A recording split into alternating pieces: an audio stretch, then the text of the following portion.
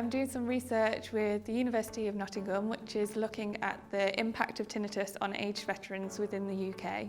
It's trying to find out what support aged veterans in the UK already have for tinnitus, if they're happy with that support, and if they're not, what other support could be provided for them, or if they're not getting any support, would they like some support?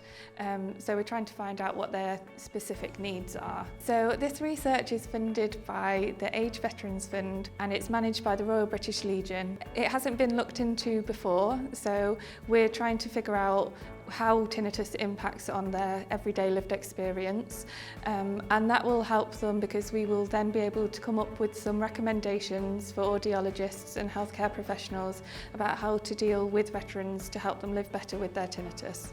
I'm 71 years old. I've been a Chelsea pensioner for 2.5 years. I served in the British Army for 29 years.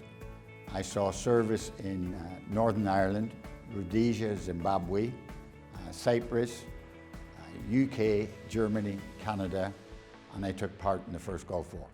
I didn't want to admit that there was something wrong with my hearing, was the fact that in those days you had a yearly hearing test, and if you failed that test, you were discharged. So there was the big fear of that. You didn't talk about it, and that's the thing soldiers do. You did everything you could to avoid the hearing test, and that included in those days doing cookhouse fatigues, very messy job, but you do it rather than make yourself available for the hearing test. I left the Army in 1995. I still didn't tell anyone about it. Even on my discharge, I didn't mention it because I had the fear that it would affect future employment. So there was this fear surrounded by it. Georgie was the one that suggested, well, why don't you go and see your doctor? 2 weeks later, I had my hearing aids provided free of charge. The onwards thing of it is that wearing them now, I'm totally perfect. There's no noise in my ear. When I first started to wear them, I used to have to look over my shoulder because I thought someone was following me. It was, in fact, for the first time in 50 years, I could hear my own footsteps. There's a lot to do with an army culture or an army mindset, which came out from the interviews that I did with the veterans. And within that, they don't feel like they should talk about something that's in their head or in their ears. You can't see it or touch it, therefore they don't want to talk about it. So a common source of or cause of their tinnitus, or what they suspected was the cause of their tinnitus, was gunfire during training. So everyone who was a veteran had training and they had been exposed to gunfire, which they all commented on. I've had it for nearly 50 years, and I didn't know what it was.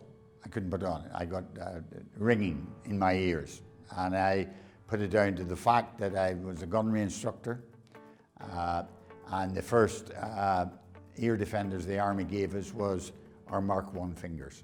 I feel that my past job was preventing soldiers, because I was a regimental sergeant major, and if someone said, oh, my ears hurt, I used to say, get on with it, do it.